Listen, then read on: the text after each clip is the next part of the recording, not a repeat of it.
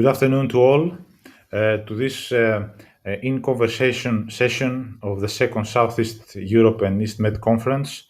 My name is Angelos Athanasopoulos. I'm editor-in-chief politics in Vima, a newspaper in Athens, Greece.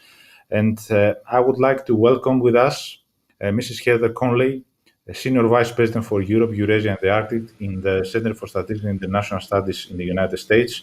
Heather, it's nice to have you with us in this conversation. Very interesting times with the new administration coming in. So this is where I would like to start from and ask you, what do you believe are the main challenges the United States and the European Union will face in the Southeastern European and Eastern Mediterranean region in the next 4 years? Well, Angelos, thank you so much. It's great to be with you. Happy holidays to all. I hope everyone's staying safe and well during these very difficult days. I think there are four main challenges that both the United States and the European Union face in the region.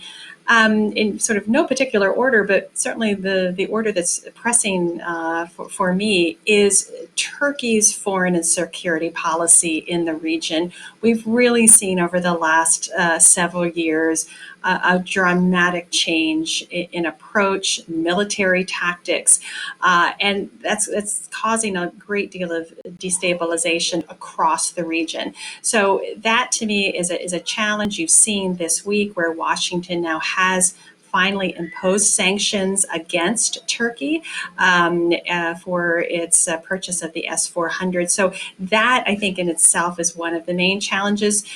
The second challenge, in some ways, is Russia, and I would argue Russia and Turkey's increasing condominium when it comes to resolving regional challenges, whether you see that in northern Syria, even in Libya, Nagorno-Karabakh, a little farther afield than the region we're focusing on, that I find Ankara and Moscow becoming increasingly comfortable in deciding and reorganizing how these conflicts may or may not be resolved. The use of proxy forces by both of them.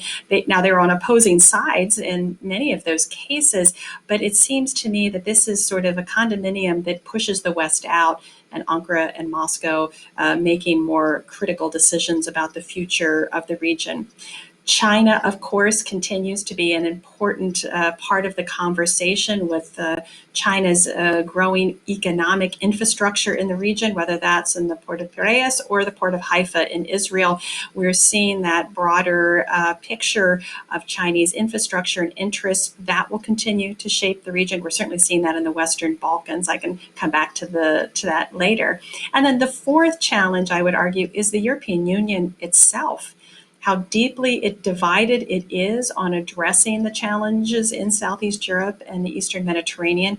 We see the rise of ethno-nationalism, fragmentation, the rise of violent extremism, increases in corruption, which is just an endemic challenge. So if the EU is not united in addressing those issues, then comes the question mark. How much will the U.S. engage in this region? All of these challenges take an enormous amount of diplomatic time and political energy. And quite frankly, I think the incoming Biden administration will want to focus on these issues. But I'm absolutely unclear if there's going to be enough bandwidth because of the domestic pull, that the pandemic and the economic situation, and a whole range of issues from the rise of China, instability from Iran, Russia poses. Will they have enough diplomatic time and energy to really dig in here, strengthen the European Union, and then transatlantically meeting all of these challenges? Mm-hmm. Seizing on your last point,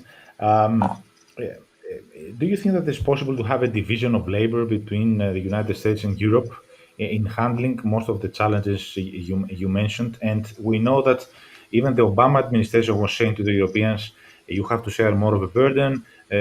President Trump said more or less the same thing, but in a very much different tone. And I think that also President-elect Biden will say more or less the same. So what kind of division of labor should we expect? Well, we know the division of labor that hasn't worked is when the United States turns to Europe and says, you have got to resolve all of your regional and neighborhood challenges. We are busy. We've got to focus on the Indo-Pacific, or we're busy. We really are concentrating in South Asia and the Middle East. We know that doesn't work. And that was not just, quite frankly, the Trump administration or even the Biden administration. This was a view that Europe has got to take more responsibility. But Europe has proven that it cannot take sole responsibility for managing its regional challenges. It really does need to be a shared responsibility where the United States needs to be much more engaged, much more focused, concentrated, consistent policy. But it doesn't have to be in the lead. Europe should be able to lead these conversations, but the United States needs to be securely beside it, helping it, sometimes pushing it where it doesn't want to go, and also providing that needed geostrategic balance. But we tend to view each other in some ways as competitors. That was certainly the case, certainly the last 4 years, and with the Serbia-Kosovo dimension. The United States started competing with the EU. Who could manage this? Well, we need one another to resolve these challenges. We need a transatlantic approach when it comes to addressing Turkey's issues. So these are all issues that we have got to work together, but it's a different leadership style. It's not necessarily the US getting in there and managing everything. Europe can't manage it by itself. We need a new shared and combined approach. Mm-hmm. So it's obvious that the elephant in the room has a name, and the name is Turkey. This elephant is pretty big, it's heavy, and it touches upon various fields. So we all understand that the conflict we have between Greece and Turkey over the last few months is bringing back memories from the not so long past. I wonder, how can this conflict be mitigated? How these differences can be mitigated and maybe solved? We have the Aegean, we have the Eastern Med, we have Cyprus between these countries, and we also have a more general, let's say, a more regional difference, because the Turks think that somehow they are excluded from everything which is taking place in the neighborhood, so they just want to go against everybody. How can the United States and Europe find a solution?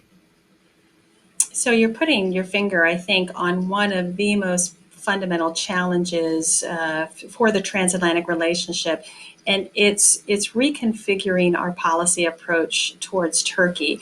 Now, I will say, I think despite the rising and very concerning challenges between Greece and Turkey, that we unfortunately have built up decades of experience of managing and trying to mitigate those tensions. And you saw that most recently with NATO stepping forward and doing deconfliction. It's unfortunate that we have to do this, but there are methods and pragmatic approaches to doing that. What I'm probably most concerned about, though, is not Greek-Turkish tensions. It's actually growing French-Turkish tensions in the region. And those got quite alarming in July of this year when we had a real test of wills with two naval vessels in the Mediterranean related to shipments going into Libya. So I think that the first step, though, is acknowledging that we have a very new Turkey. And in fact, President Erdogan told us in 2016, after the coup attempt, this is a new Turkey. And this new Turkey has a very new foreign and national security approach to the region.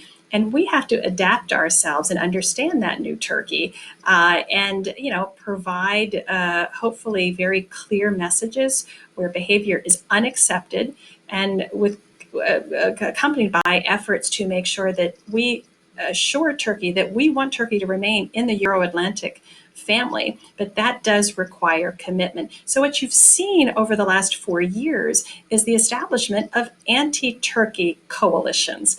Again, I'm just being very clear-eyed about it. The 3+1 construct is to manage instability from Turkey. The Mediterranean dialogue that you mentioned that the French are organizing is in some ways a counterbalance to Turkish policy in the region. And Turkey understands this. Ankara is very concerned about these growing anti-Turkish coalitions, but I don't see Turkey correcting its behavior.